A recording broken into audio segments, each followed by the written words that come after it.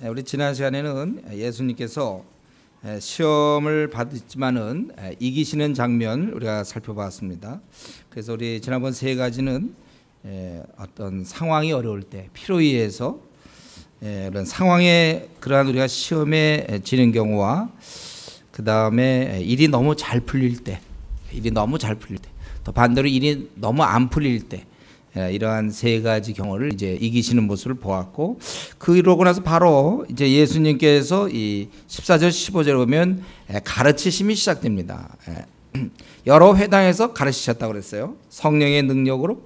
그래서 그 많은 사람이 칭송을 받으셨다 이랬습니다. 여러분, 벌써 이 주님께서 이 무리를 가르쳤다는 거, 이거는 시험에 이기신 주님이 할 수 있는 하나의 특권이라고 볼 수 있어요. 권리. 그러니까 이러한 유혹과 죄의 공격에서 승리한 자만이 할 수 있는 바로 그런 일인 것입니다. 이런 유혹과 죄, 자기와의 싸움에서 이기지 못한 사람이 또 다른 사람을 어떻게 가르칠 수 있습니까? 그러니까 한 사람이 다른 사람을 가르칠 수 있다는 것은 그가 이미 정상적인 신앙의 궤도에 들어섰다. 그것을 드러내는 하나의 표시라고 볼 수 있습니다. 그리고 변호사 활동을 한다. 그럴 때 우리가 전제하는 게 뭐죠? 고시 패스를 전제하고 있죠. 다른 사람을 가르친다는 것은 자기를 이미 이긴 거예요.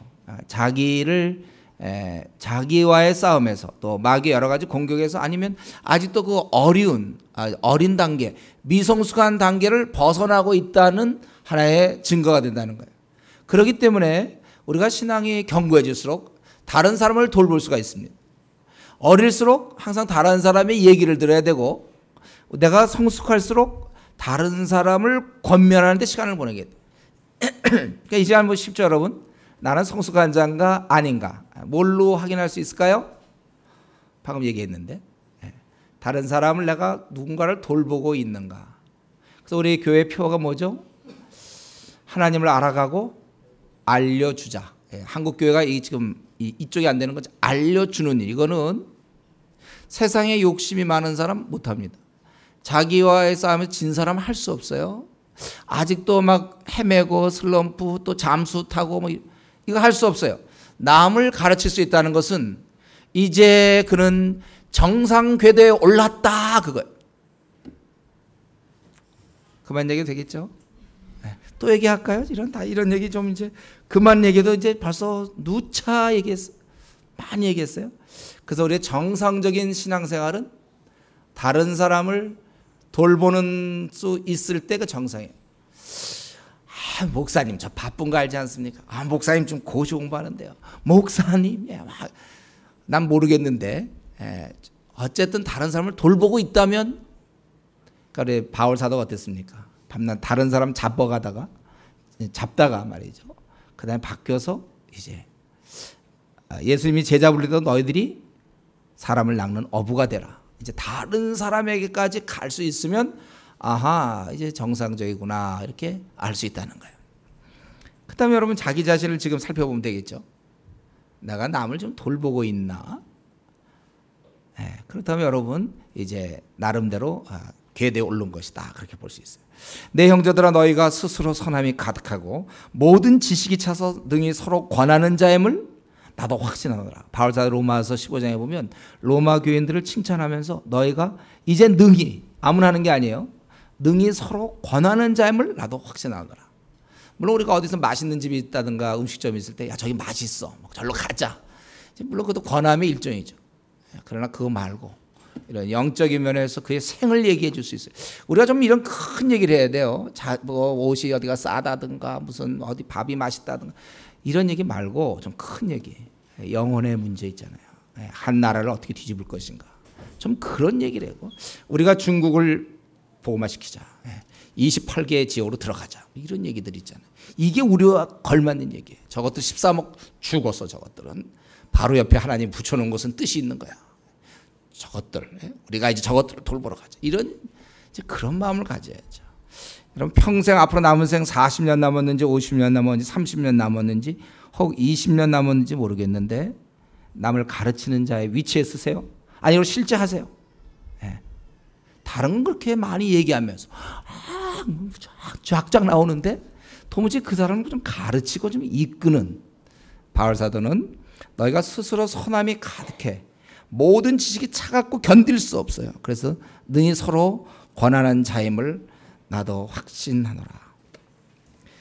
주님께서는 이 마귀와의 싸움에서 이기고, 그래서 아마 의도적으로 원래 그 이후에 여러 일이 있었지만 누가는 바로 시험을 이겨놓은 다음에 사람을 가르쳤다. 이게 아주 자연스러운, 아주 배열이 참 잘한 거예요. 이게 맞는 거예요 원래. 이 주님이 이제 마귀와의 싸움에서 이기시고 가르쳤다는 건 무엇을 얘기합니까? 이 가르침은 인류의 소망이 되는 거예요. 이 가르침이야말로 우리 인간들 자기 세계에 빠져 있고요. 자기 세계, 밤낮 자기 세계에 똑 들어가고 이 안에 톡 들어가서 이제 안 나와요. 밤낮 뭐 자기 성격 문제 따진다든가, 우리 집은 왜 이렇게 또 뭐 문제가 많냐고, 자기 왜 키가 작으냐, 못생겼냐, 뭐 얼굴이 까마냐, 피부가 왜 이러냐, 밤낮 자기 문제 꼭 들어가고 우리 가족 나 여기서 이러고 있는데 벗어나라 이거죠. 주께서 가르치신다는 것은 인류의 소망이 되는 거예요. 깜깜한 자들, 저 하나님을 떠나서 어떻게 살아야 될지 모르고 결국 이렇게 살다가 늙어 죽어갈 소망 없는 저 영혼들, 마귀의 종로로 타며 죄의 사슬에 묶여 있는 자들에게 주님께서 가르치셨다는 건 뭡니까? 저들에게 드디어 구원의 소식이 들리는 거예요. 물에 빠진 자에게 지금 밧줄이 던져지는 바로 그러한 장면입니다. 허무함 가운데 굴복됐던 저들, 중독된, 우리나라만 해도 좀 알코올에 중독된 사람이 300만 명이야. 술 없이는 못 살아요. 제가 노방전도라 나갈 때 그거예요. 가서 술 없이도 살 수 있습니다. 지금 사람들이 무슨 소리 하나 그러죠? 주님 믿으시면 됩니다. 술에 지금 300만 명, 우리나라에 노름에 300만 명 중독돼 있어요. 저들 그냥 그렇게 가는 거예요. 저들 허무함과 미신에 사로잡혀 있고, 아니면 욕심에 사로잡혀 있고, 도대체 주님을 따르지 않는 이러한 그 어두운 자들, 여기에 유일한 소망은 하나님 말씀이 임하는 것입니다. 이게 정말 이거야말로 구원이에요. 말씀이 던져지는 것. 저와 여러분이 앞으로 남은 생 동안 할 일이 이거죠. 빛의 사자로서 어둠을 물리치는 것입니다. 우리는 이 말씀, 성령의 검 하나님 말씀을 갖고 이 어둠을 물리치는 것입니다. 여러분 기억하십시오. 우리가 주님을 알지 못하는 자들은 아직도 이 세상 권세 잡은 자가 그들의 마음을 혼미케 하여 그리스도의 영광의 복음의 광채가 비치지 못하게 한다. 고린도후서 4장 4절에 있는 말씀. 지금도 이 세상 신이 믿지 아니하는 자들의 마음을 혼미케 한다고 그랬어요. 그러니까 같은 레벨로 보면 안 돼요. 자꾸 왜 이걸 이해를 못하느냐? 왜 너 네 앞날 분명히 너 죽지 않느냐? 그거 왜 죽음 다음 문제 왜 생각 안 하느냐? 너 노후 대책은 꽤 생각하는데 사후 대책은 뭐냐? 자꾸 얘기해봐야 소용없어요. 너 어떻게 우연히 됐다고 믿냐? 바닷속에 그 수많은 뭐 꽁치라든가 고등어, 뭐 오징어 이게 어떻게 그냥 됐다고 믿냐? 너는 어디서부터 왔으면 왜 남자 여자 그래 다르고? 해봐야 소용없어요. 어둠의 영이 붙잡고 있기 때문에 진리의 말씀을 가르치는 것이 그를 해방시키는 거예요. 여러분 이 하나님 말씀이 바로 우리 주위 사람을 살릴 수 있습니다. 저도 과거에 방황했었고 어떻게 살아야 될지 모를 때 복음을 듣게 되었고 내 삶의 방향을 잡고 내가 어둠에서 비로소 벗어나니까 내가 그때 살아온 길이 보이는 거예요. 그거 비탈길이었어요. 지금도 우리 교회 보면은 누가 자꾸 뭐 권하지 않습니까? 이렇게 해라 저렇게 해라. 왜 그러냐면 본인은 몰라. 그게 비탈길인지 모르고 어두운 길인지 모르고 방황인, 그게 바로 방황이야. 그런 삶이 자기 삶의 목적이었고 지금 주님 오시면 안 되는데요. 이렇게 얘기하는 삶이 게 잘못된 삶인데 그걸 계속 유지하려고 그러니까 자꾸 나와라 그럼 또 뭐죠? 강요하지 마세요 이거잖아요. 난 너무 강요하면 싫어요. 참 뭐 어떻게 해야 될지 모르겠어요. 헤매고 있고 분명히 우리가 볼 때 그거 지금 비탈길에 서 있거든요. 그러니까 굉장히 미끄러운 길이라 나와라 자꾸 그러면 몇 사람이 그러면 자꾸 이렇게 강요하면 나 교회 안 나와요 이런단 말이에요. 그럼 어떡하죠? 그냥 가만 놔두면 되나요? 그러면 본인이 미끄러운 길 해서 타고서 어떻게 나오나요? 어떻게 하나요 좀? 아니면 나와 주시든지 그럼. 강요하지 않을 테니까 그러면 스스로 나와 주세요. 안 나오고 버티고 물론 우리가 이제 아예 관심이 없으면 그래 살아라 그래. 에이, 뭐 그렇게 살아라 그래. 그래 우리는 주께서 만날 날이 있다는 거죠. 주의 오심을 알고 있기 때문에 다시 오실 그분 앞에서 그렇게 살면 분명히 안 되니까. 나중에 이제 울며 이를 간다니까요. 울며 어떻게 내가 이렇게 살았나. 그리고 그때 아이 당신 왜 나한테 얘기를 안 했냐. 분명히 그럴 거니까. 어쩌면 나중에 그럴지 모르죠. 왜 그때 강요하더라도 그 정도밖에 안 했냐. 내가 몰라서 강요하지 말라고 그랬다고 그래. 안 하는 법이 어딨냐고 하면 덤빌지 모르겠어. 참 이럴 수도 없고 저럴 수도 없고. 우리 고난을 당하는 것 같아. 우리 믿는 사람들이. 하나님 말씀만이 저들을 살릴 수 있기 때문에 주님은 저들에게 가르치셨던 거예요. 가르치심. 얼마나 이거 참 좋은 소식이죠. 가르쳤다는 거. 참 이 가르침. 저와 여러분이 앞으로 우리 교회가 수십만 명이 되고 또 수많은 사람 우리 앞으로 돌봐야 될 텐데 가르침의 일을 여러분이 할 것을 결심하시고 앞으로 남은 생 가르치며 살아야지 그냥 떠들며 살지 마세요. 예? 음식점 소개하거나 재미있는 뭐 영화 소개하거나 이러지 마시고 가르침으로 우리가 살아가야 될 것입니다. 우리 그리고 주님은요 지금 사실 갈릴리면 촌동네 아닙니까? 이런 데 가서 가르쳤다는 거예요. 저들은 뭘 볼 게 있다고? 원래 이렇게 하는 거예요. 주의 일은요 원래 이렇게 작게 시작하는 거예요. 원래 그냥 하는 거예요. 이게 맞으면 하나님께서 30배, 60배, 100배의 축복을 남기는 것입니다. 우리가 중국 땅을 들여다볼 때 저 13억의 인구들 우리가 이번에 이제 들어갑니다. 중국에 들어가요. 정교연이 들어가요. 가서 우리가 정말 28개 지역의 그 성도를 향해서 갑니다. 가서 우리가 해봐야 한 주간 해봐야 몇 명이나 구원할 수 있을까요? 또 공안을 피해서 하기 때문에 상당히 긴장됩니다. 또 우리 지금 어린 사람들도 이거 참여합니다. 또 중국말이 잘 안 됩니다. 영어라도 좀 써보긴 할 텐데 걔들도 또 영어 잘 안 되고 우리 그런 가운데서 할 때 이게 과연 이걸 가지고 중국 대륙을 움직일 수 있을까? 그에 대한 답은 움직일 수 있다 그거예요. 여러분 그걸 믿으셔야 돼요. 천국이 겨자씨처럼 시작되지. 그럼 천국 여기서 우리가 한 50만 명쯤 갈까요? 중국으로? 그렇게 안 돼요. 비록 적지만 중국은 우리 손 안에 있다. 이걸 믿고 우리가 중국만 또 생각하면 안 돼요. 인도를 10억을 생각해야죠. 저 8억의 힌두 교인들을 생각해야 되고 동남아시아 아시아 쪽에 9억 1천만의 모슬렘 알라를 믿는 그 사람들을 생각해야 돼요.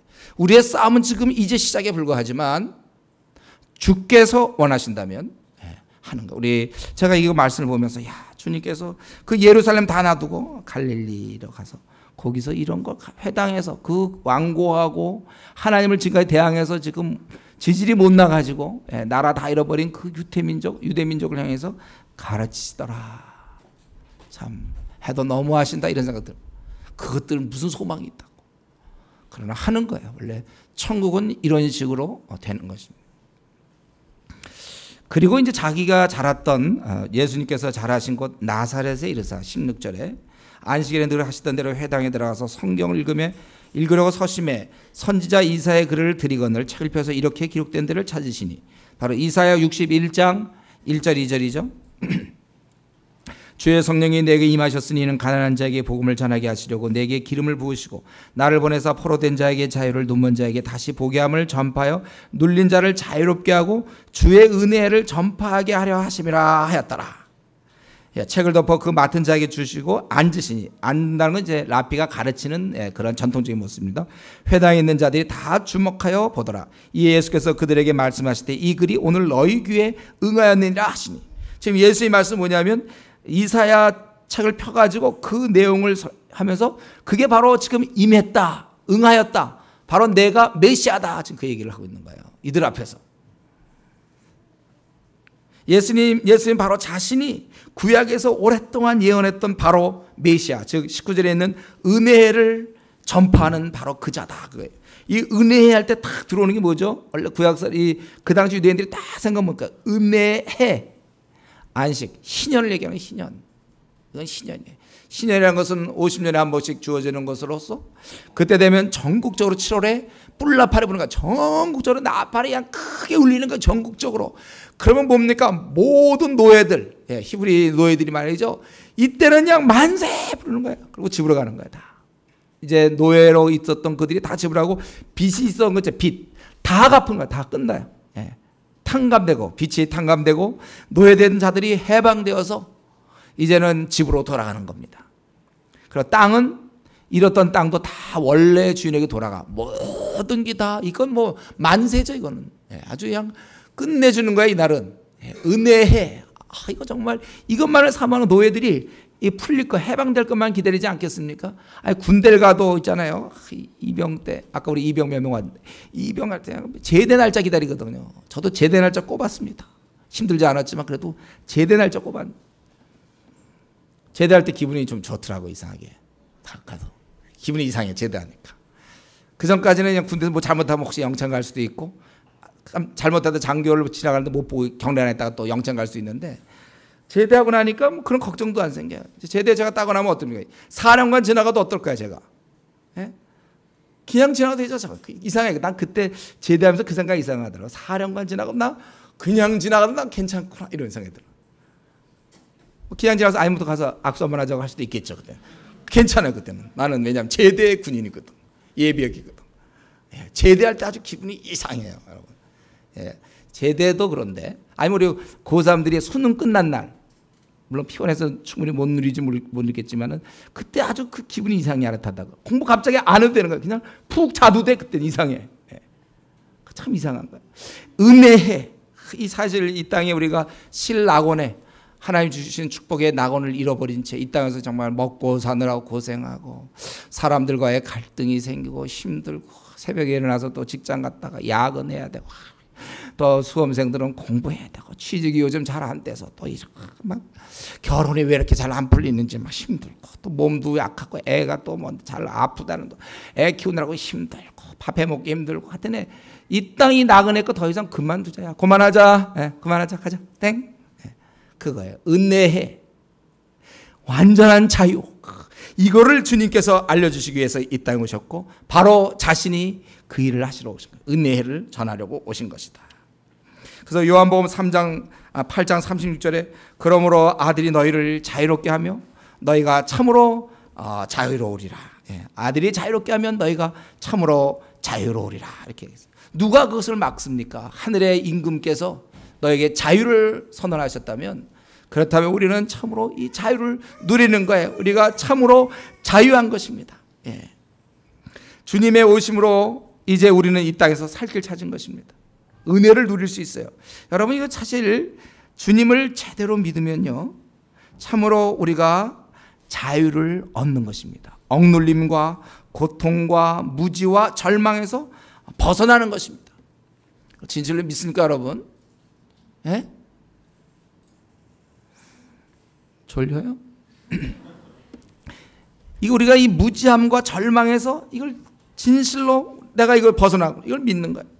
그래서 이 주님 만난 자들에게 주님 안에는 참 자유가 있어요. 아들이 자유케 하면 너희가 참 자유하다.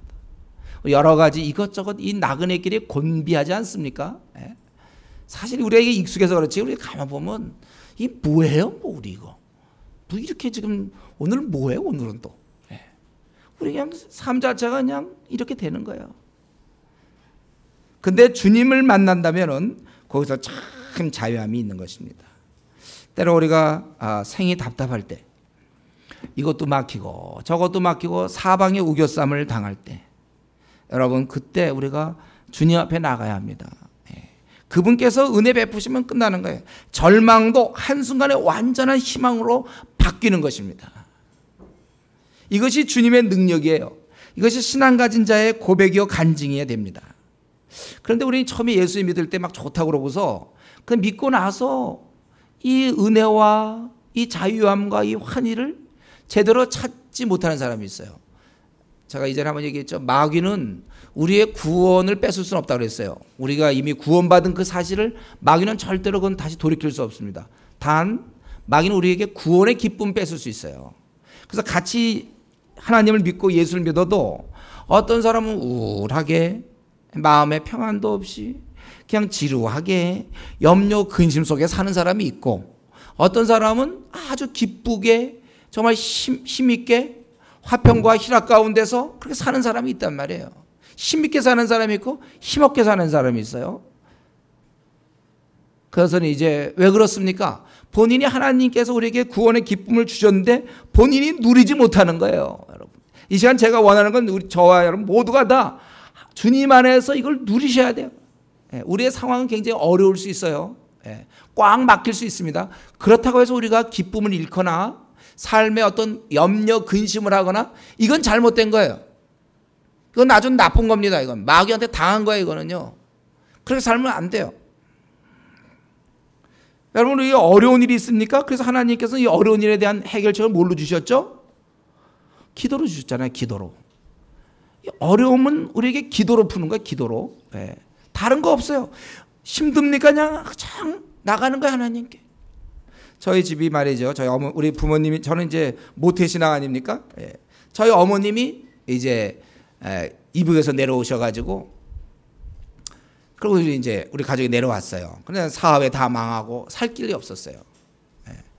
살 길 없었을 때, 그래서 아무래도 더 못 살겠다. 죽자. 그게 우리 어머님 결정이었습니다. 그래서 죽어야 되겠다. 그래서 이제 약국 다니면서 이제 어떻게 좀 독약 같은 거 먹고 죽으려고 우리 어머님이 그런 생각을 했어요. 근데 약국 가서 그 약을 살려면 파나 그런 약을, 새파랗게 젊은 아낙네가 와서 그런 독약 뭐 달라고 그러는데 주겠습니까? 아, 그럽니까? 많이 갖고 가시겠어요? 박리담에 뭐 이런 거 하겠습니까? 주겠습니까? 안 주겠습니까? 안 주죠. 그러니까 죽어볼래도 죽을 수도 없고, 그때 우리 오남일녀 어떻게 해볼 수가 없는 이제 그런 상황 속에서, 그때 이제 교회 종소리 듣게 되면서, 또 그리고 우리 큰형님 교회 좀 나가면서 뭐 지푸라기 잡는 그런 심정으로 교회라도 가보자. 그래서 우리 어머니 그때 교회 가셨어요. 근데 거기서 여러분 어려운 일이 있습니까? 기도하십시오. 주님을 해결해 줍니다. 별로 그 사실은 안 믿었지만 하여튼 그렇게 얘기하니까 그냥 이제 살려달라고. 그래서 그때 저희 어머님이 그냥 뭐 다른 기도가 없어요. 그냥 살려달라고. 그냥 우는 거예요. 그러니까 가서 교회 가서 주여 살려주십시오. 살려주십시오. 그거예요. 그 살려주셨잖아요. 우리 하나님께서. 그래서 살은 거예요. 그때 우리 어떻게 다른 방법 없어서 그냥 하나님께만 살려달라고 그래가지고, 하나님께서 기기묘묘하신 전능자 하나님께서, 뭐 그런 얘기 하려면 제가 너무 기니까 이거. 그래서 살아난 거예요. 여러분, 우리가 어려운 일이 있습니까? 뭐 딴 거 볼 거 하나도 없어요. 왜냐하면 이게 어려움이 있을 걸 이미 성경은 수없이 얘기했군요. 고난당하는 자가 있느냐? 기도하라. 그거야. 기도하라. 무슨 문제가 있냐? 그냥 매달려라. 이거 하나님께. 하나님 나를 살려주십시오. 그래야 신앙이 생기죠. 매달리면 되는 거. 예를 들면 내가 뭐 통장에 한 100억 정도, 통장에 내 돈이 100억 들어있다 합시다. 100억. 예? 근데 이 100억 갖고 있는, 내가 100억이 있는데 내가 끼니 걱정하면 되겠습니까? 오늘 과연 점심을 어떻게 먹을 수 있을까? 지금 식량이 양식이 다 떨어지는데, 쌀 또 살려면 10만 원 드는데 말이지. 어떡할까? 그 걱정하면 됩니까? 100억, 통장에 100억 들어있는데. 아니, 내 돈으로, 딴 사람 말고 내가. 이해가 잘 안 되나요? 그러니까 돈이 내가 이렇게 있는데 걱정하면 안 되잖아요. 100억 통장이 있으면. 제가 분명히 말씀드리지만요. 여러분, 지금 현재 최근 들어와서 뭐 3개월도 좋고 6개월도 좋고, 아니면 요번 주도 좋은데, 혹시 하나라도 한 가지라도 근심이 있습니까? 한 가지라도 걱정이 있어요? 그래서 좀 우울합니까? 남편이 문제가, 남편이 속 좀 새기고 있으면, 이 아내가 아주 속색입니까? 자식, 뭐 요런 자식이 있는지 하여튼 날 너무 괴롭힙니까? 부모님이 날 너무 힘들게 하십니까? 아니면 학교에서, 직장에서 뭐 앞날의 문제, 가정 문제, 결혼 문제, 취직 문제, 뭐 하여튼 뭐가 있습니까? 그래서 혹시라도 나에게 그런 어려운 문제가 있습니까? 그래서 그래가지고 자기가 우울하거나 걱정, 근심한다면 이리로 다 와서 한 대씩 나한테 맞아야 돼. 뭐라 쓰면 성경은 아무것도 염려하지 말고, 대신 염려하지 말고 그냥 헤헤 하고 놀라는 뜻이 아니에요. 지금 상당히 힘든데 그냥 헤헤 하고 놀라는 거, 그건 조금 이상한 거죠. 약간. 그거 말고, 그럼 뭐라 그래서 성경에는 오직 하나님께 너희 구할 것을 아뢰라, 그렇게 돼 있잖아요. 성경의 명령. 이래야 하나님의 살아계시고, 여러분이 어려움을 겪어야, 그래야 하나님이 살아계시는지 살아계시지 않은지를 깨달을 거 아니에요. 그래서 이 어려움을, 원래 이 어려움 때문에 지금까지 기독교 역사에 보면 전부 이 어려움을 통하여 하나님을 만나는 거예요. 역경 중에 하나님을 만나는 거예요.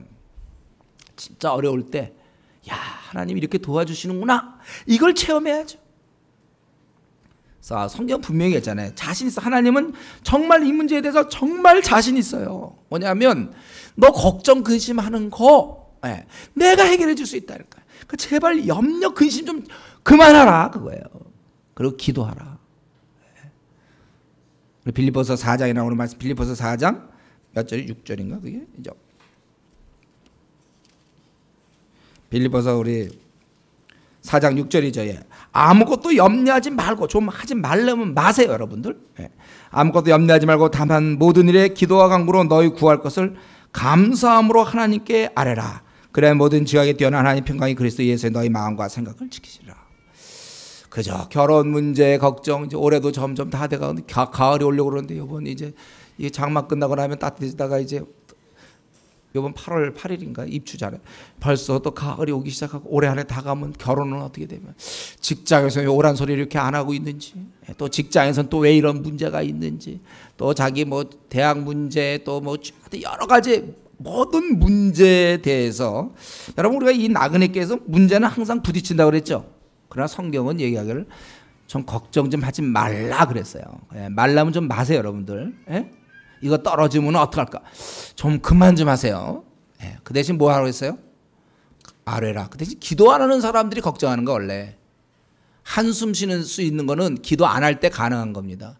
기도하는 사람이 무슨 한숨을 쉽니까? 예. 그러니까 자기가 예를 들면 우거지상을 하고 있다. 예, 자기 거울을 보세요. 자기 얼굴을 보세요. 우거지상. 이건 뭐예요? 시청각 교육. 기도 생활 좀 하라는 뜻이에요, 이게. 우거지상일 경우 기도 생활을 안 하시는군요. 그거예요. 저 목사가 목회할 때 아주 쉬워요, 여러분들. 예. 내가 어떻게 성도들의 신앙생활을 어떻게 판단합니까요? 얼굴이 다 나오거든요. 우거지상. 기도 안 하고 계시는군요. 놀래겠지, 사람이. 깜짝하면 졸도하려고 그럴 걸, 내가 그런 거 맞힌 걸 보고. 제가 다시 힌트는 다 줘놓고서 나한테. 예. 아무나 우거지상을 할 수 있는 게 아닙니다. 오직 기도 안 하는 사람. 아무나 염려 근심하는 게 아니에요. 기도 없을 때 가능한 거예요. 주님은 은혜를 전해요. 정말 주 안에 이 은혜, 이거 체험해야 돼. 이 자유, 참 자유. 참 자유. 예. 주님께서 우리를 자유케 하셨어요, 여러분. 이걸 그냥 머리로 하는 거예요. 남을 자유케 했나고 자기는. 내가 자유함을 누려야, 우와, 좋다, 이래야죠, 여러분요. 제대할 때 그냥 우거지상하고 제대해서 뭐 어떡합니까? 왜 제대시켜주나 그러니까. 좀 기뻐야죠, 여러분들. 예? 우리가 주님께서 자신이 이 땅에 오신 것은 자유케 하시려고, 우리에게 은혜를 알려주시려고, 여기에 새 길이 있고 세상에서 풀 수 없는 문제를 여기서는 다 풀려 그분 앞에 나가는 거예요. 그래서 우리 성도는요, 근심, 걱정 따위는 우리에게 없는 겁니다. 상황은 바뀐 거 하나도 없어도 기도하면 하나님께서 다 풀어주시는 거예요.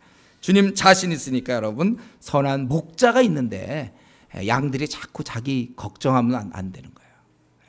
목자를 양이 다니면서 저 제대로 인도할까 막 안 할까 걱정하고 막 혹시 이러다가 나가 잡혀 먹으면 어떡하나. 목자 있는데 그러면 안 돼요. 근데 여기 요 구절을 제가 그 다음 얘기하기 전에 요 구절이 워낙 좀 많이 보여진 구절 아닙니까? 예. 이 구절을 가지고 자꾸 이 사회복음, 이 해방신학에서 이 구절을 많이 쓰거든요. 그래서 해방운동에, 그러니까 가난한 자 중심으로 뭐 기득권을 깨부신다든가 할 때 이 구절 말이죠. 예. 이 땅에서 해방을 추구하고, 또 그래서 부자에 대해서 아주 거부감을 갖고 어떤 사회주의 건설이라든가 이럴 때 거기 보면은 가난한 자에게 복음을 전하게 하셨다. 요 18절. 주님이 바로 이런 일이다. 근데 주님은 부자들에게도 복음 전했거든요. 예. 니고데모나 또 아리마대 요셉이나 또 예수님을 봉행했던 사람들 다 돈 있으니까 그런 거 아닙니까? 또 구약에 보면은 뭐 아브라함, 이삭, 야곱 아주 거부였는데요. 뭐 돈이 많고, 요셉도 돈이 많았겠죠. 다윗이 거지였을까요? 다윗도 왕돼 갖고 거지인가요? 다윗 왕 거지? 거지 왕 다윗? 다윗도 돈 많았으나 하나님을 얼마나 사랑했습니까? 이거 그렇게 보면 안 돼. 이걸 자꾸 가난한 자 편에 서서 그래서 막 부자를 막 한 거하고 막 이런 분위기. 그건 아니라는 거예요. 또 포로된 자에게 자유를, 그래서 막 이거 뭐 밤낮 뭐 그런 문제 있잖아요. 이 사람들 구출하기 위해서 말이죠. 포로된 자에게 자유를 한다고. 근데 주님은 실제로 한 명도 구원한 적 없습니다. 더구나 그 당시 로마의 집정하에서 부당하게 감옥 간 사람 많지만 그들을 구해드리려고 뭐 인권운동하고 그들에 대해서 데모하고 해서 뽑아본 적 없어요. 오히려 심지어는 세례 요한이 옥에 갇혔다는 얘기 들었을 때도 불의한가 하다가 세례 요한은 들어갔는데도 주님은 전혀 그를 구출 운동이나 이런 거 하지 않았다는 거예요. 정치적으로 뭐 풀어보려고 이러지 않았어요. 또 눌린 자, 여기 보면 포로된 자에게 자유를, 눈먼 자에게 다시 보게 하면 눌린 자를 자유롭게 했다. 우리 주님께서 눌린 자들, 특별히 노예들, 구출한 적이 한 번도 없습니다. 오히려 노예들 보고는 주인에게 복종하며 오히려 까다로운 그 상관에게도 복종할 것을 얘기하고 있지 않습니까? 전혀 달라요. 만약에 이것이 정말 주님이 얘기하는 해방운동이고 요즘 해방신학에서 얘기하는 사회복음이라면 그 당시 이스라엘은 로마의 식민지였거든요. 고통받고 있었어요. 그 당시 얼마나 로마가 아주 잔인하게 아주 학정을 했습니까? 강압 정치를 했겠어요. 무슨 인권이 있겠으며 뭐가 있겠습니까? 그런데도 우리 주님은 로마에 대항하여 싸우지도 않았어요. 오히려 가해사 것은 가해사에게 드려야 된다고 그렇게 얘기했어요. 주님은 아무런 혁명도 없었습니다. 이 구절 가지고 혁명론자들이 이걸 그렇게 사용하는데 정작 주님은 이거 하도 하지 않았어요. 더구나 만약에 이런 일이라면 그 다음에 이제 이 사람들이 이적 행하라고 23절에 이적을 얘기할 때 그렇다면 뭐 이게 목적이었다면 얼마든지 이적을 행할 수 있었죠. 근데 그러지 않았어요. 그러면 뭐죠? 우리 주님께서는 이스라엘을 독립시키는 정치 군사, 이스라엘의 어떤 화평, 거기서 불의를 다 해결하기 위해서 이 땅에 오신 정치 군사의 메시아가 아니라 십자가에 달리는 메시아라는 거야. 십자가에 달렸다. 바로 이 땅이 아담 하와 타락함으로 모든 자가 죄의 멸망으로 죄의 사슬에 묶여 있고 그들은 죄를 지며 하나님 앞에 방탕하고 하나님을 떠나 있는 그들을 위하여 이 땅에 찾아오신 거예요. 이 땅에서 벌어지는 정치, 경제, 군사적인 면에서 해방 자유를 말씀한 것이 아니라는 상태를 여러분 아십시오. 이 구절 갖고 자꾸 막 해방운동 얘기하고 이러면 안 되는 거예요. 영적인 상태를 말씀하신 거예요. 지금 주님이 이 땅에 오신 이유는 이 땅의 모든 자가 마귀의 지배하에 있고 공주의 권세 잡은 자에 의해서 죄의 사슬에 묶여 있으니까 주님이 오셨지. 만약에 이런 일 하려고 오셨다면은요, 가난한 자 돌보고 뭐 이렇게 눈먼 자들 보게 하고 눌린 자를 자유롭게 해서 해방운동 시키려면 삼손을 보내면 돼요. 삼손 같은 사람 한 1000명 풀면 되는 거예요. 삼손 군대를 만들면 되는 거예요. 삼손 같은 1000명이 나타나면 되는 거 아닙니까? 이거 눌린 자 자유케 하려면 굳이 예수님이 이거 이 정도인데 뭐 때문에 오시죠? 눌린 자 자유케 하려면. 저 그래서 뭐 해방시키시고 뭐 여기서 막 감옥에 있는 사람 다 끄집어내려면 삼손 한 1000명 풀면 돼요. 참 삼손이 혼자 막 벽다귀 하나 갖고 나귀 벽다귀 갖고 1000명 죽였지 않았습니까? 칼 하나씩 들면 한 5000명 죽일 거란 말이에요. 1000명이면 뭐 이런 일 때문에 이거 하려고 그건 그 다음에도 나오지 않습니까? 그 다음에도 보면은 예수님께서 43절에 보면 예수께서 내가 다른 동네들에서 하나님 나라 복음을 전하야 하리니 나는 이 일을 위하여 보내심을 받았노라. 은혜를 얘기한다고 그러고서 바로 복음을 전해야 된다고 그랬고 5장 10절에도 시몬 이 제자들 부르면서 이제 후로는 네가 사람을 취하리라. 그리고 나중에 초대교회 때 보면 저들이 했던 거는 그들에게 돌아와서 회개하고 주님께 돌아오고 이걸 얘기했지. 이 정도 일이라면 꼭 하나님의 아들이 죽어야 될 이유는 없어요. 그렇죠? 이렇게 이게 목적이라고. 그렇고 단지 거기 이스라엘의 그거라면 이 땅에서 피스를 얘기한다면 그렇다면 주님이 무엇 때문에 십자가 죽으셨고 그 결과로서 그리고 무슨 로마로부터 무슨 독립이 있었습니까? 식민지의 학대 속에서도 그렇게 안내되어 있다는 거예요. 우리가 이 말씀에서 혹시 잘못 배워서 남은 생을 엉뚱하게 그래서 이런 문제로 그냥 남은 생을 막 사회 개혁을 부르짖고 막 뭐 부당한 뭐 이런 거 이런 걸로 우리가 생을 들여서는 안 돼요. 다시 한번 얘기하지만 참 사회 개혁은요, 사회가 정말 좋은 밝은 새 사회가 되는 것은 새로운 사람의 등장 외에는 안 돼요. 새 사람이 많아야 돼. 거듭난 그리스도인이 많아야 되지. 사자 보고 자꾸 풀 들으라고 하면 되지 않다고 그랬어요. 좀 말을 좀 들을지 몰라요. 정기 뭐 이것 때문에. 그러나 사자는 어느 순간에 맹수가 되는 거예요. 그거는 소로 다시 태어나지 않으면 풀을 뜯을 수가 없어요. 이 사회는 아무리 입으로 외쳐봐야 소용없습니다. 지금도 정치하는 사람들 얼마나 많이 해먹었습니까? 그건 원래 해먹게 돼 있어요. 그거 문제 삼고 또 당장 올라가 봐야 또 해먹는 데니까요. 원래 그걸로 우리가 사회개혁을 껍데기로 하면 안 되고 사람이 바뀌어야 돼요. 죄인이 바뀌어야 되는 것입니다.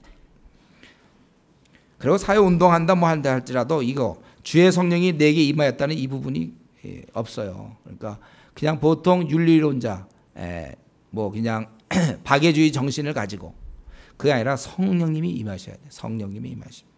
그래서 그런 거 없이 그냥 뭐 밥 퍼주는 거 뭐 이런 건 쉬운 일이에요. 성령의 능력이 있어야죠. 이럴 때 이렇게 얘기했을 때 은혜를 전파한다. 이거 얼마나 놀라운 일이고 그게 바로 나다. 이렇게 얘기할 때 사람들이 막 감격하고 우리 동네에서 이런 영웅이 나오다니 막 감동, 막 감사, 막 너무 좋고 막 악수, 막 축하, 막 졸도 막 이래야 되는데 결과가 어떻게 됐죠? 놀랍게는 여겼어요. 보니까 22절에 그를 증언하고 야, 그 말씀이 대단하다. 보통 일반 랍비와 다르다. 탁월성을 인정했지만 곧이어 뭡니까? 이 사람이 요셉의 아들이 아니냐 배척한 거예요. 다른 본문에 보면은, 다른 복음서에 보면은 그래서 저들이 배척한지라 이렇게 돼 있어요. 여러분, 여기서 아주 중요한 인간의 죄성을 보게 되죠. 말씀이 아무리 귀하고 또 놀라울 수 있지만 자기 삶은 바꾸지 않는다는 거예요. 이 부분이에요. 말씀이 아무리 들어와도요, 자기 삶을 안 바꿀 수 있다는 사실.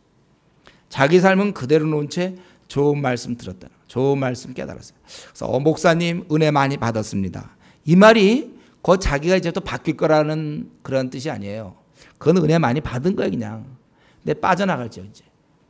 아무리 좋은 말씀 들어도 그거 놀랍게 여겼지만 받아들이는 문제는 또 다른 문제라는 거죠. 그러니까 자기를 놔둔 채 지적 만족을 얻는 수가 있어요. 말씀을 참 좋다 이렇게. 자기는 안 바꾸고. 이거 대표적인 사람 우리 헤롯이 그러지 않았습니까? 세례 요한을 붙잡아 놓고선 그 마가복음 6장 20절에 보면 그가 막 양심을 두려워하고 막 그러면서도 듣는 것을 아주 좋아했다. 자기가 아주 이 듣는 것을 거기 보면 아주 이렇게 아주 즐거워했다는 거예요, 자기가. 예. 이 헤롯이 결국은 얼마 뒤에 이제 죽일 건데 자기가 죽일 그 사람 얘기를 들으면 아주 좋아했다는 거예요. 즐거워했다는 거예요. 여러분, 우리가 이거를 알고 있습니까? 저와 여러분, 우리가 이런 존재라는 사실을 이 시간 한번 기억하셔야 돼요. 듣는 것과 내 삶을 변화시키는 것은 전혀 다른 문제라는 사실. 좋은 말씀 듣지만 자기를 안 바꿀 수 있어, 얼마든지요.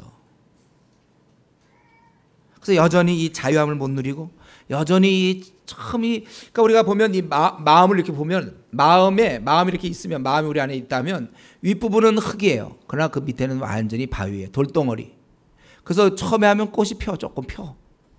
그러나 더 이상 확 피질 못해요. 정말 한번 그리스도인으로서 멋지게 참으로 섬기며 주의 길을 따르고 세상 욕심을 이미 다 던졌으며 나는 다 없어졌네, 이 땅에서. 난 새 사람이야.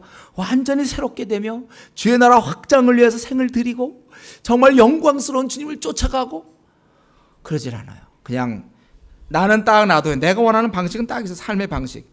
요거 딱 있고 그 위에 약간 흙이 있어요. 바위 떠는 그대로 있고 그것만 잠깐 피다 말다 하는 거예요. 그래서 은혜 받았으니 은혜 받았다 하지만 자기는 전혀 바뀌지 않는 거예요.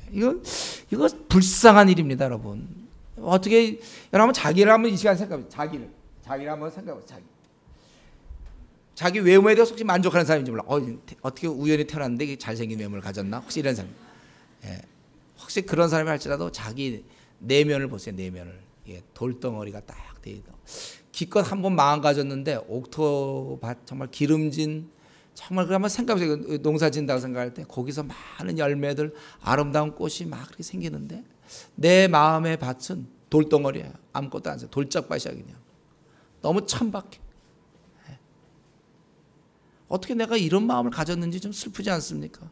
다른 사람은 그거 받으면 막 싹이 피고 막 이러는데 절대로 아무리 좋은 말씀이 내 안에 들어와도 다 녹아버려요. 절대 싹이 안 펴. 나는 안 바뀌어. 그냥 이 돌덩어리 무거운 이 천박한 땅을 가지고 내가 가는 거야. 여기서 그냥 겨우 조그만 거 피든지 말든지. 성령의 열매, 사랑과 희락과 화평과 오래 참음과 자비와 양성과 충성과 온유와 절제 막 이런 게 있어. 나는 전혀 그런 게 없어. 신경질 내던 거 여전히 신경질 내고 욕하던 거 여전히 욕하고 충동적이고 절제가 부족하고 오래 인내하지 못하고 사람 까뭉기고 뭐 그냥 늘 똑같아. 왜냐하면 이 거대한 이 내면에 이것은 돌짝밭이거든. 잘하질 않아. 겉에만 조금 잘하다 말다 이렇게 지금 신앙생활 5년 10년 이렇게 지낼 수 있단 말이에요. 불쌍한 거죠. 불쌍해요. 제가 어디 좀 찾아보니까 거북이가 그렇대요. 거북이가요. 조그만 거북이는 잘 일어나는데 큰 거북이는 한번 뒤집어지면 죽는다 그러더라고요. 못 일어난대. 뒤가 아마 뭐 달린 게 무거운지 막 해서 못 일어난대. 막 하다가 못 일어나고서 이렇게 하다 죽는 거예요. 그거 일어나면 참 좋겠죠, 여러분? 일어나면 좋겠습니까? 아니면 이러다 죽는 게 좋겠습니까? 그 일어나면 참 좋을 텐데 못 일어나. 우리 답답해 많이 우리가 본다면 이거 일어나야 사는데. 어쩌면 우리 애가 그럴지 모른다는 자기 자신이 도저히 이게 안 되니까 아무리 어떤 데 가서 있잖아요. 막 어디 무슨 사막 같은 데 가서 막 물이 없어 죽으려고 하는데 비가 온다고 합시다. 그 막 그릇이 하나 있어요. 빗물 받아갖고 먹으면 사는데 그릇을 갖다 거꾸로 받으면 어떻게 돼요? 거꾸로. 암만 비가 와도 받을 재간이 없어요. 그릇 거꾸로 돼가지고. 똑바로 돼야 돼. 그릇 거꾸로 돼. 아무리 비가 많이 와도 받을 수 없는 것처럼 지금 이 사람들은 놀라워하면서도 참 은혜로운 말에 놀랍게 여기지만 그것을 배척하는 거예요. 혹시 내 마음이 그런 사람 아닌지 하나님께 그런 사람이 있다면요 하나님께 기도해야 돼. 왜 나는 왜 다른 사람 신앙생활할 때 그렇게 열심을 내고 참 좋다 그러고 삶이 바뀌고 정말 기쁘게 주를 섬기고 하나님 나라 확장에 관심이 생기고 중국의 이 영혼에 대한 관심이 생기고 북한의 2200만 동포에 관심이 생기고 야 어떻게 하면 저 인도에 있는 8억의 힌두교는 어떻게 바꾸며 우리나라에 좀 아시아에 있는 4억 1천만의 불교인을 어떻게 바뀌고 우리나라에 있는 1,000만 명의 불교 성도는 어떻게 바꿀 수 있을까? 막 이러고 우리 지금 우리나라에 있는 30만 50만 명의 무속인들은 어떻게 주님을 소개할 수 있고 막 이러고선 좀 어떻게 이렇게 해보려고 그러는데 이건 전혀 관심도 없고 그죠? 나 어떻게 하면 장가 잘 가고 시집 잘 가고 가서 어떻게 하면 집을 잘 장만하며 우리 애들은 또 어떻게 키우고 그 다음에 취직은 여기서 올라가고 그 다음에 뭐 어떻게 그렇습니까? 같은 말씀을 들어도 주께서 모든 족속 제자 삼으라 그랬는데 그저 교회 오는 걸로 그냥 만족하고 전혀 신앙생활이 안 돼요. 참 그런 경우는 뭐 어떻게 무슨 특별한 방법이 없습니다. 본인이 자신을 이건 아무리 주위에서 얘기해봐야 그거 아무리 주위에서 얘기하면 뭐합니까? 본인이 자기를 불쌍히 봐야 돼요. 비참하게 봐. 어떻게 나 외모는 참 괜찮은 편인데 내모는 왜 이 모양인가? 어떻게 이렇게 강팍 영적으로 이게 도저히 나는 이렇게 꽃이 안 피우는가? 영적 무슨 마음밭이 뭐 이따위 마음밭이 있어 정말. 하나님 앞에서 정말 자기를 좀 이렇게 좀 억울하게 해서 하나님 기껏 나 이 땅에 보내시면서 이런 마음으로 주셨습니까? 좀 내 마음을 좀 바꿔주십시오. 사실 우리가 이번에 수련회 갔어요. 사실 그런 작업을 하는 거죠. 막 가서 말씀과 기도로 좀 자기를 정말 한번 바꿔봐야 될 거예요. 근데 이들이 그렇게 했다는 거예요. 이 사람은 요셉이 아니냐 하고서 결국 배격했다는 것입니다. 그럴 때 우리 예수님께서는 어땠습니까? 이 무리를 23절부터 27절에 보면 책망하고 계시죠. 그들이 요구하는 건 뭐냐? 의사야 너 자신을 고쳐라. 네가 의사로 입증되려면 네 자신을 고쳐야 되지 않느냐. 그런 것처럼 이제 이들에게 우리가 들은 바 믿는 게 아니에요. 가버나움에서 행한 일을 네 고향에서도 행하라 하리라. 저들이 그런 이적을 요구한다는 거예요. 그래서 참 그러니까 이 사람들이 안 받아들이는 거지 말씀을. 그래서 우리 주님께서는 이렇게 얘기했어요. 24절에 또 이르실 때 내가 진실로 너에게 이르니 선지자가 고향에서는 환영을 받는 자가 없느니라. 이거 또 한 가지 우리 죄성. 아까 말씀을 들어도 안 바뀌는 그 죄성, 그 견고한 이 돌덩어리, 돌짝밭, 기름지지 않고 황폐한 땅을 갖고 있는 그 마음, 그게 죄성이고 또 하나의 죄성은 바로 이런 거예요. 잘 아는 사람, 친한 사람에 대해서 이상하게도 우리는 무시하는 경향이 있어요. 이게 왜 그러냐면 여러분 이 대인관계 잘못하는 사람들이 있죠. 우리가 이 대인관계가 힘든 사람이 있어요. 그게 왜 그러냐면 우리가 아담 하와가 타락할 때 하나님과의 관계가 깨지면서 사람과의 관계가 깨졌어요. 그래서 대인관계가 참 힘들어하는 사람이 있어요. 그래서 다른 사람을 볼 때 꼭 보면 이상하게 그 사람을 무시하거나 아니면 자기가 무시당하는 것처럼 느끼거나 즉 열등감을 갖고 하거나 아니면 우월감으로 사람을 대하거나 주로 이 두 가지 방법밖에 없어요. 자기가 잘나서 항상 사람 봐도 자기 속에 지금 자기가 잘났거든요. 그러니까 항상 어디 가도 떳떳하고 아주 큰 소리 치는 거예요. 우월의식에 있는 반면에 또 어떤 경우 자기가 좀 별로 내세울 게 없으면 열등감으로 사람들 앞에 나가고 대인관계가 엉망이 된 거예요. 우리는 어떤 관계가 되죠? 지체의식. 가족. 가족을 만나고 있는 거거든. 사람들. 사람을 피할 것도 없어요. 어떤 사람 만나는 걸 싫어하는 사람이 있어. 혼자 있는 거 좋아하는 거. 이게 죄의 결과입니다. 우리는 서로 돌아보아야 돼요. 사람과 사람을 격려하라고 그랬어요. 근데 혼자 있기 원하고 아유 나 사람 많은 데는 싫어 이러는 게 얼핏 보면 성격이지만 자세히 보면 성격이 아니라 아직도 그리스도의 마음을 품지 않았어요. 나의 가족이다. 바울 사도가 얘기한 것처럼. 그래서 내가 할 수 있으면 너희를 격려하려고 한다. 로마서 1장에 있는 것처럼. 원래 그래야 되는 거예요. 우리가. 대인관계가 그래야 되는 건데 마찬가지로 그중에 한 가지 변형된 모습이 바로 이거예요. 가까이 있는 사람을 이상하게도 무시하는 경향이 있어. 우리가 이상하게. 가까이 있는 사람을 무시해요. 원래 가까이 있는 사람을 귀하게 봐야 되는데 이상하게 가까운 자는 근본적으로 우리는 하나님과 분리되고 이웃과 분리되면서 가까운 사람을 밀쳐내려는 경향이 있어요. 그래서 우리 보면은 이 부부간에도 그런 거 아니에요. 부부간에도 오히려 부부가 제일 가까워야 돼. 부모 자식간에도 그래야 되는데, 오히려 남편이 아내가 다른 만약 여자가 그 정도 해줬으면 그냥 너무 친절하다고 너무 감사하고 막 아내가 막 배려해주고 막 챙겨주면 그냥 어유 너무 고맙고 감사하다고 다른 사람한테 그럴 텐데도 아내가 그러면 당연하게 생각하고 또 아내가 그런 건 가만 놔도 잘못한 거 하나만 있으면 꼬투리 잡아서 아이쿠 당신 이게 뭐야 이런 식으로 해요. 또 마찬가지 아내도 다른 남자가 돈 벌어주면 어이구 이거 이렇게 돈 벌 막 이럴 텐데도 여기 뭐냐고 말이 돈 이거 벌어온 거냐고 막 예를 들면 이런 식으로 자기가 잘해줘도 자기를 그 챙겨주는 사실 이 남편이 얼마나 귀한 사람입니까? 이 나그네께서 없으면 내가 혼자 이렇게 살아야 되지만 남편이 날 챙겨주고 날 보호해주고 그런 건 다 놔둬 그냥 생각도 안 해. 그러고 뭐 싹싹하지 않았다든가 뭘 안 들어줬다든가 뭐 이제 이러면 당신은 뭐 이러고 말 한마디 잘못하면 에이 이러고 비웃고 말이죠. 또 남편도 마찬가지 아내 그 귀한 아내 모든 거 다 두고 나한테 시집 와서 얼마나 귀합니까? 나를 뭘 바라보고 나 같은 걸한테 오다니 참 귀하구나. 그래 내가 잘해 그래야 되는데 말이죠. 아내가 뭐 하나 잘못만 하면 그냥 그 잘못했다 꼬투리서 이러고 가까운 사람끼리 그래요. 또 부모와 자식 간에도 그렇습니다. 자식도 말이죠. 부모 사실 다른 사람이 자기를 이렇게 누가 돌봐줬습니까? 이 땅에서.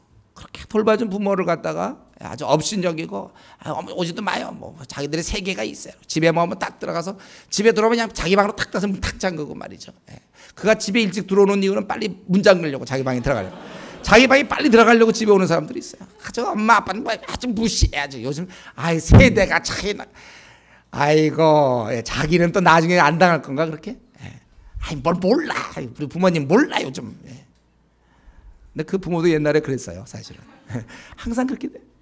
오히려 가까운데 오히려 자기를 이렇게 키워주고 어쨌든 부모만큼 누가 돌봅니까? 그 귀하게 생각해요.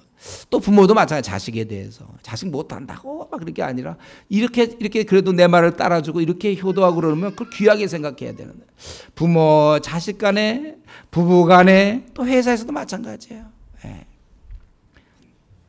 가까운 사람을 멸시하고 무시하는 이러한 풍토 이게 죄성입니다. 여러분 우리는 그렇게 하지 마세요. 가까이 있는 사람을 소중히 생각하세요. 옆 사람들 소중히 생각하세요.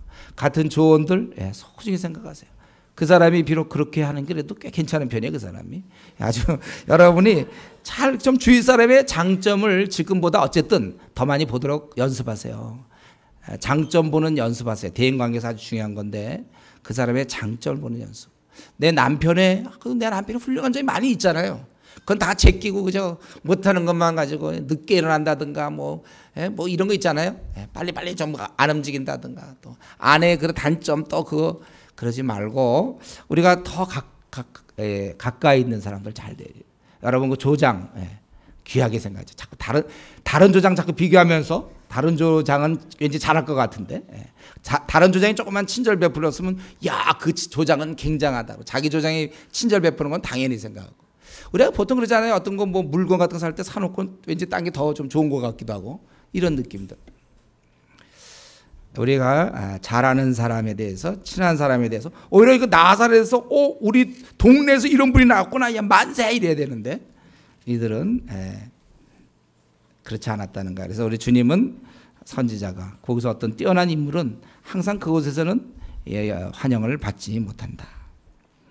그렇기 때문에 그런 식으로 배척하고 하나님 주신 은혜들을 거부하는 이들에 대해서 25절부터 27절까지 보면 하나님께서도 그래서 이 완고한 이스라엘 사람들을 놔두고 오히려 그 은혜를 25절, 26절, 27절을 보면 은혜를 이방인에게 베풀었다는 거예요. 이스라엘 역사에서 나오는 거죠. 이거는 이 은혜를 이방인에게 베푸는 거예요. 엘리야 시대 때 흉년, 그 이스라엘의 그 많은 과부들, 사실 그 당시 과부는 돈을 벌 수가 없었습니다. 또 농사를 지을 수도 없었어요. 정말 굉장히 열악한 조건에 가난한 사람이 많았지만 저들이 다 배척했기 때문에 결국 하나님께서는 시돈 땅의 사렙다 과부, 그렇게 그에게 그를 축복했다는 거예요. 그 어려울 때 그를 돌봐줬고, 또 엘리사 때도 이스라엘에 많은 문둥병자가 있어요. 엘리사는 얼마든지 문둥병자를 고칠 수 있었지만 나병 환자를, 그러나 수리아 사람, 아람 사람 나만만 깨끗하게 해줬다는 것입니다. 이건 뭐냐면 이스라엘이 원래 갖고 있는 근본적으로 배타적인 거, 아주 이들이 하나님에 대해 은혜를 거부하는 이것에 대해서 하나님께서도 이 강팍한 자들에 대해서 내버려 두신다는 거예요. 우리 로마서 1장에 보면 뭡니까? 저들이 하나님을 마음에 두기 싫어하며 그 상실한 마음대로 내버려 뒀다 이거예요. 목사님, 이상하게 나 요즘 신앙생활 좀 잘 못하는데도 특별한 문제가 없습니다. 이거 위험한 거예요, 여러분들. 이상하게 나 요즘 신앙생활 잘 못하는데 뭐 암에도 안 걸리고, 나 요즘 신앙생활 잘 못하는데도 이상하게 뭐 회사에서 승진도 잘 되고, 이거 어떤 건 왜 그렇습니까? 하나님이 내버려 둘 확률이 커요. 이상하게 내가 학교와 직장이나 이런 데서 인정을 받고 승진이 잘 되고 신앙생활 엉망으로 하는데, 그런 경우 하나님께서 내버려 둘 수 있다는 거예요. 신약시대 그렇게 됐어요. 내버려 두시는 거예요. 하나님 이게 우리가 구원을 잃거나 이런 건 아니겠지만은 내버려 두시는 거예요. 강팍한 자에 대해서 하나님께서 기회를 주시지만, 그렇게 자기가 회개할 수 있는 기회와 전도할 수 있는 기회, 기도할 수 있고 성경 볼 수 있고 막 그렇지만, 그렇지 않을 땐 하나님이 거둬가요. 그래서 제가 늘 염려하는 거 하잖아요. 염려하는 그거예요. 우리나라가 지금 이렇게 신앙의 자유가 있지만 앞으로 우리가 성경을 빼앗길 날이 혹시 있을지 모르겠다. 우리 중국 가보면 그걸 느끼는 거 아니에요? 다시 중국은 이제 성경을 얻어가고 있는 그런 과정이 있어서 감사한데, 하나님께서 우리에게 그렇게 성경을 주시고 우리에게 기회를 주시는데 성경을 그렇게 안 본다면 하나님께서 신앙의 자유를 뺏어갈 수 있어요. 오히려 그때 가서 이제 성경 보려고 하면 안 되는 거예요. 저는 여러분 이 예배 시간을 즐겼으면 좋겠어요. 우리가 기도할 수 있는 시간을 즐기세요. 우리가 내가 기도할 수 있는, 얼마든지 원하면 기도하잖아요. 지금 우리가 뭐 금요일 날 와서 기도하고 수요일 날 우리 기도하고 아침마다 기도하고 여러 명 원하면 동네 교회 가서 기도할 수 있어요. 지금 기회가 열린 거예요. 이거를 당연하게 생각하면 안 되고 주신 거로 봐야 돼요. 하나님이 기도할 수 있는 기회를 주셨습니다. 근데 내가 도무지 기도를 안 해. 나는 뭐 동네 교회를 나가지도 않고 수예배도 안 오고 금요 기도도 안 하고, 자기가 스스로 자기가 기회를 버리면 하나님도 이제 내버려 두실 때가 온다는 거예요. 그때는 여기 얘기하는 것처럼 이들이 이스라엘 민족, 하나님의 언약 민족으로 큰 축복을 받아야 되지만 전혀 축복이 없잖아요.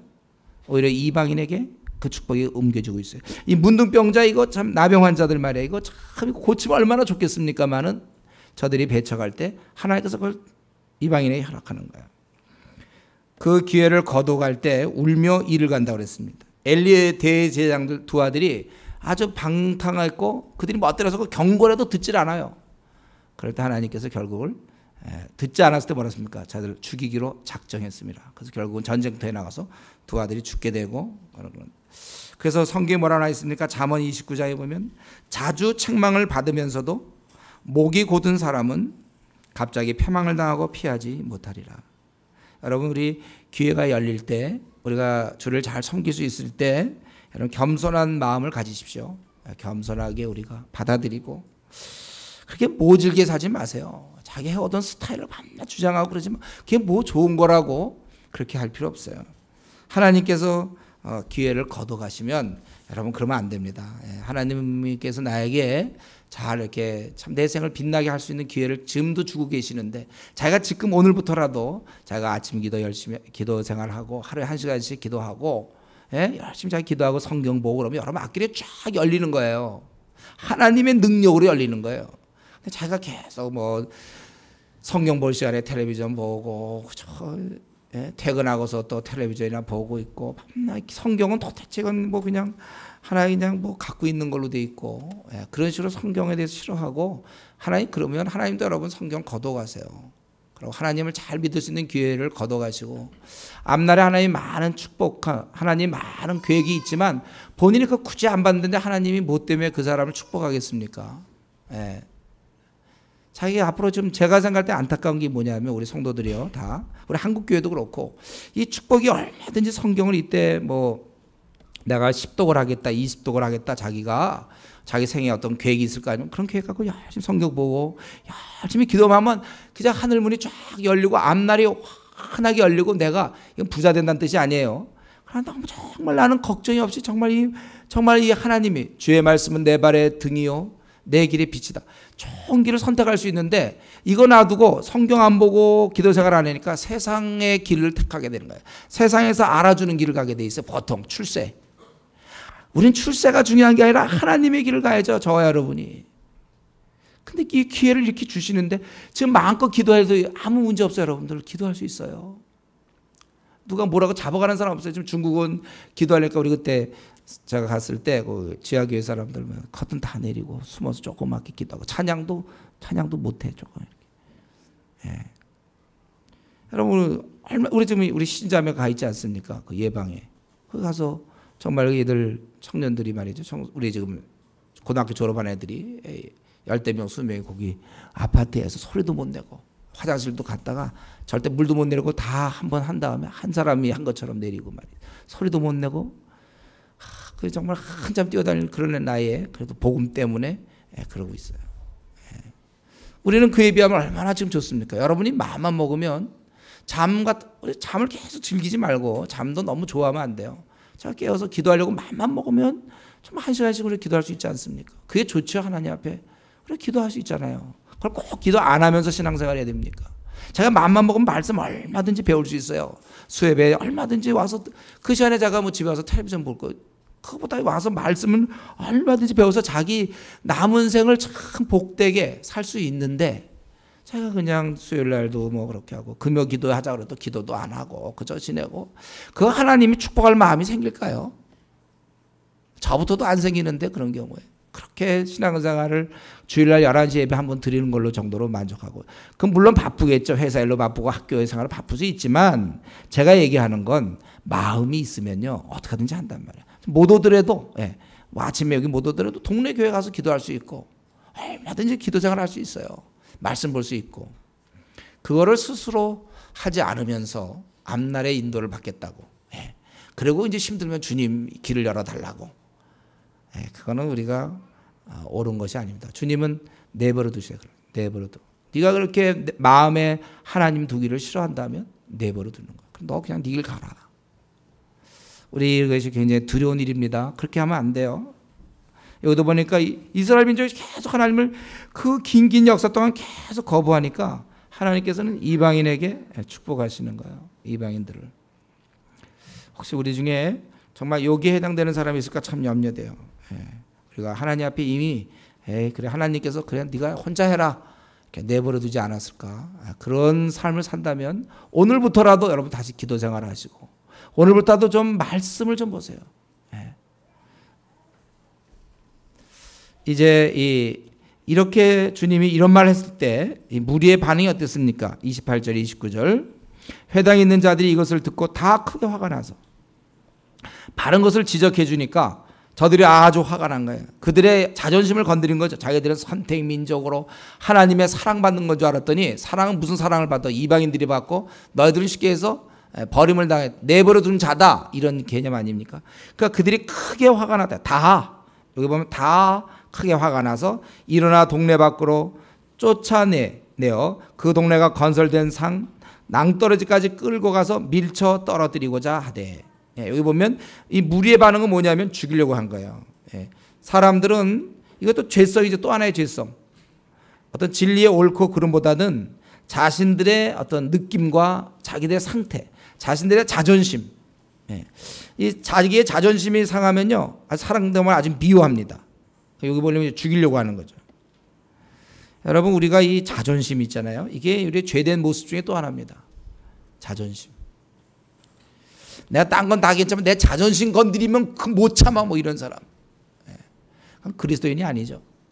그리스도인에게 무슨 자존심이 있습니까? 우리에게.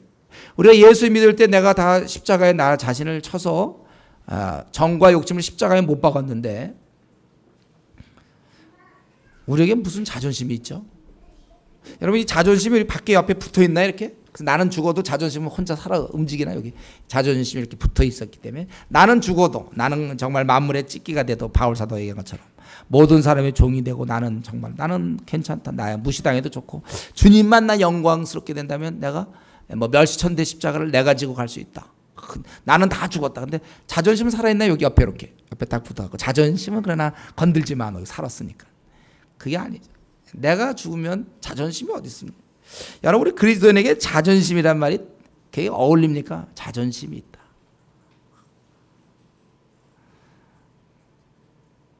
우리는 오직 진리의 기준에 맞춰 종으로 사는 저와 여러분은 이미 예수님 믿을 때 포기한 게 있어요. 이 땅에서의 영광. 우리는 종이에요. 예수님 믿을 때 이제 뼈도 없는 사람이 된 거예요. 우리는 그죠? 여러 사람에게 여러 모양이 되는 거예요. 이 자존심이 살아갖고 부부간에 막 싸우지 않습니까? 부부간에 부모와 자식 간에 또 자존심 뭐 이런 것 때문에 누가 한번 빨리 풀면 되는데 자존심이 있지 나도 그래 자존심이 있지 이거. 여러분 자존심 없습니다. 우리는 확실합니까 여러분? 내가 나한테 무슨 자존심이 있어요? 다 우리 없어요. 우리는 그리스도인이잖아요.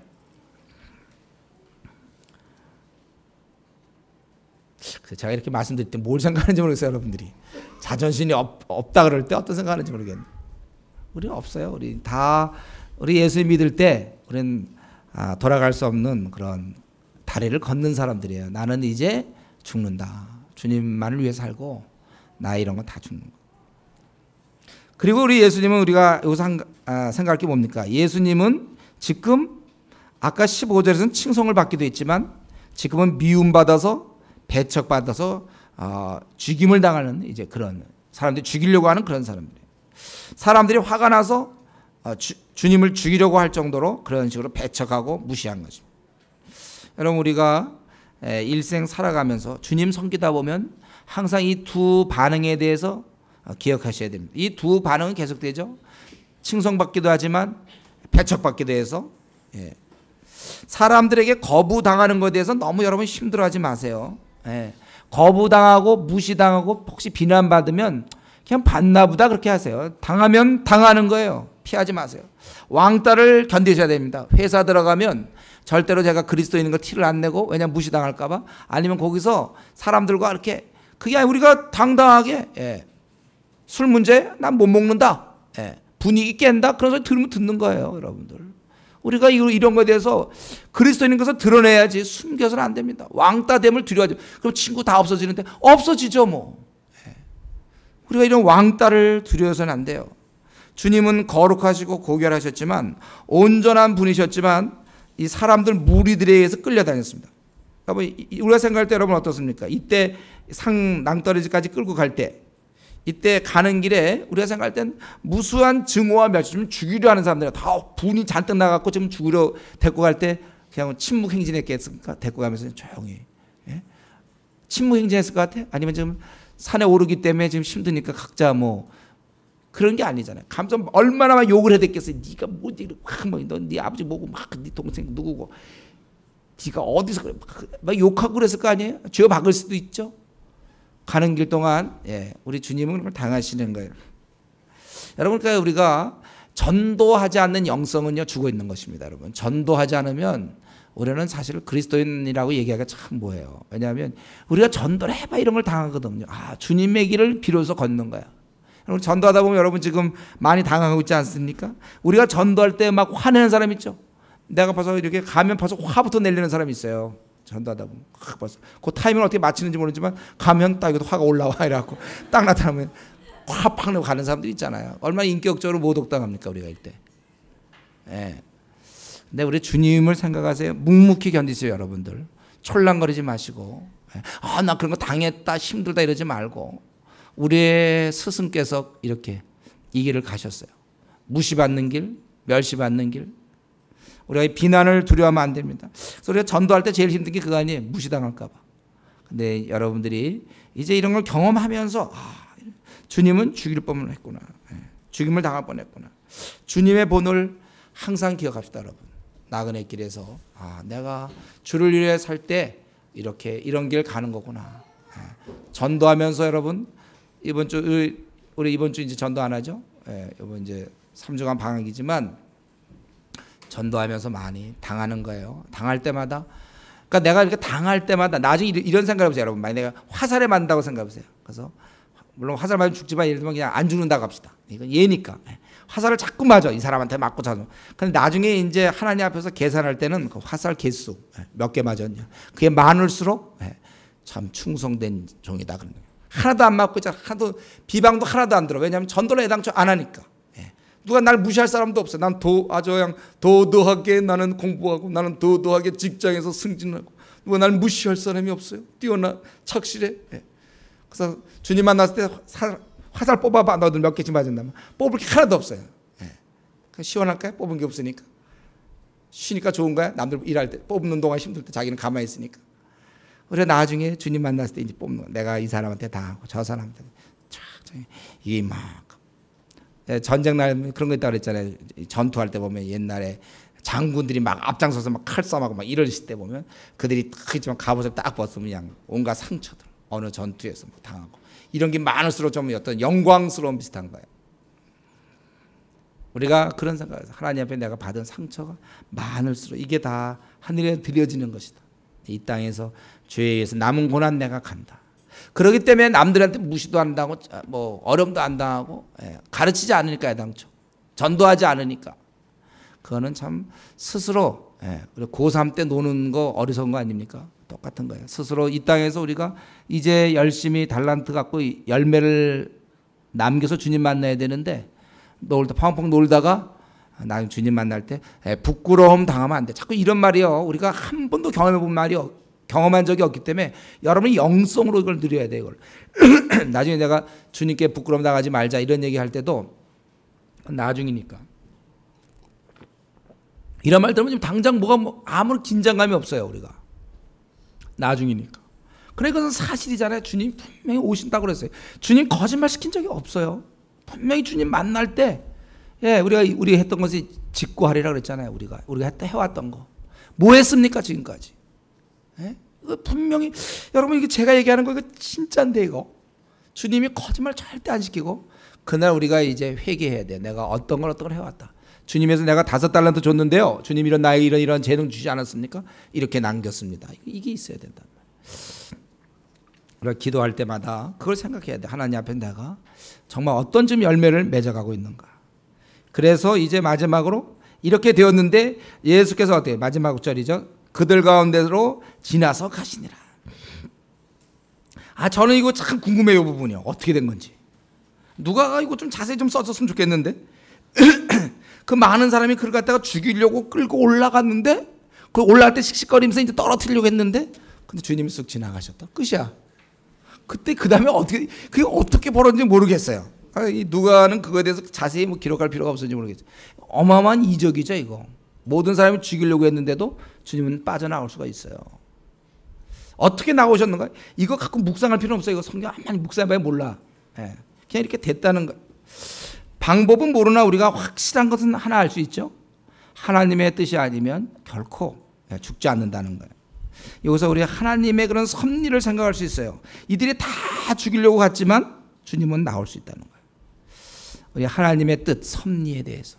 우리가 왜 스데반은 돌에 맞아 죽어야 되고 그 죽었고 바울도 돌에 맞아 죽었는 줄 알았는데 일어나서 다시 성에 들어갈 때 그럼 최소한도 부상은 당하고 들어가야 될 거 아니에요. 그럼 말짱하게 들어가는 건 도대체 뭐예요? 왜 누구는 죽고 왜 누구는 안 죽습니까? 돌에 같이 맞았는데. 왜 베드로, 야고보, 요한 3명이 있을 때 야고보는 바로 죽었지만 왜 베드로는 원래 이제 내일이면 죽는다는데 왜 그 전날 감옥에서 또 천사가 와서 그를 끌어냅니까? 왜 그는 안 죽습니까 그때? 우리는 그런 이유를 알 수 없어요. 다만 하나님의 선하신 섭리에 우리가 맡기는 것입니다. 여러분 우리가 자신의 게으름과 무지와 욕심 때문에 생긴 어려움이 아니라면 우리에게 생긴 어떠한 상황이든지 그 우연이 아닙니다. 얼핏 보면 우연 같아요. 내가 하필 아주